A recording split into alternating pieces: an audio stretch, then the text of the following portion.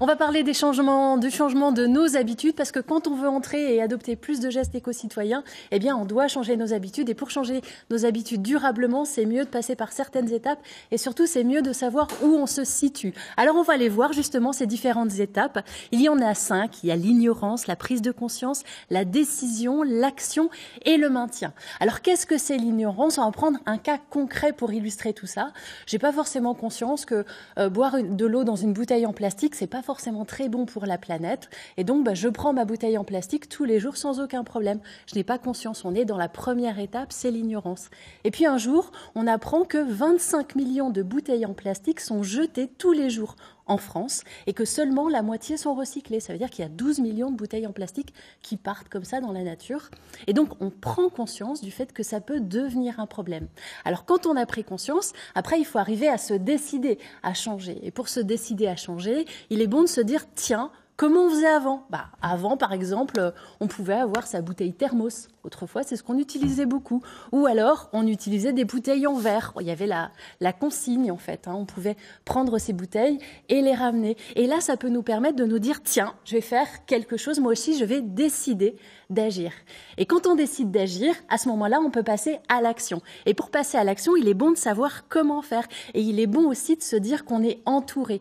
Et c'est la raison pour laquelle on a créé un groupe Facebook qui s'appelle Éco-Citoyen, Éco-Citoyen, pour voir comment chacun fait et ensuite se donner envie de faire chacun à son niveau. Ça veut dire que chacun donne ses petites astuces, voilà, ou ceux qui n'y arrivent pas.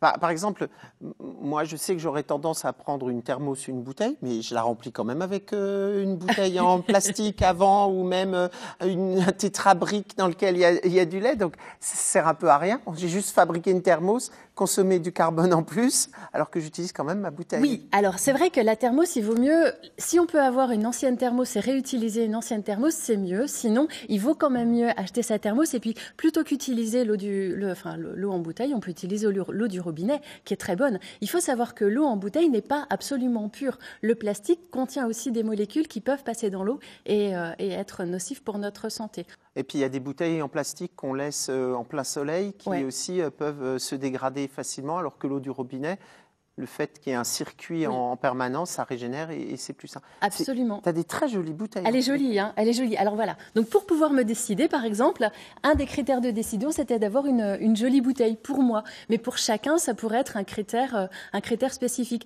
Alors une fois qu'on est rentré dans l'action, là, il faut un renforcement positif. C'est-à-dire qu'il faut tous les jours essayer de maintenir son envie de faire. Et c'est la raison pour laquelle le fait d'être plusieurs à le faire, ça peut être chouette. D'avoir une jolie bouteille, quand on pose la bouteille, on se dit tiens, elle est jolie, ça peut aussi nous aider. Et ensuite, on rentre dans le maintien. Quand on est dans le maintien, alors c'est gagné. Ce qu'il faut quand même savoir, c'est que si jamais on reprend une bouteille en plastique, voilà, il faut pas non plus s'auto-flageller, c'est pas grave. L'idée, c'est peut-être de se dire que on peut anticiper. Tiens, là, on va peut-être me proposer une bouteille en plastique, donc je vais emmener ma bouteille. Et puis, si jamais on le fait, c'est pas grave. Le tout, c'est de revenir assez rapidement à sa bonne habitude ou à sa bonne habitude d'avoir sa bouteille à soi. Et c'est vrai qu'actuellement, beaucoup de personnes sont dans l'étape 2, c'est-à-dire la prise de conscience. Ouais. Et après, pour agir et le mettre au quotidien, c'est un peu plus compliqué. Et en Alsace, on peut avoir bonne conscience, puisque en Allemagne, les bouteilles en plastique sont consignées. Oui, voilà. Oui. Et en Alsace, on a des bouteilles d'eau qui sont consignées, il faut le dire. Et donc, privilégier effectivement ces bouteilles, c'est Carola et Lisbeth.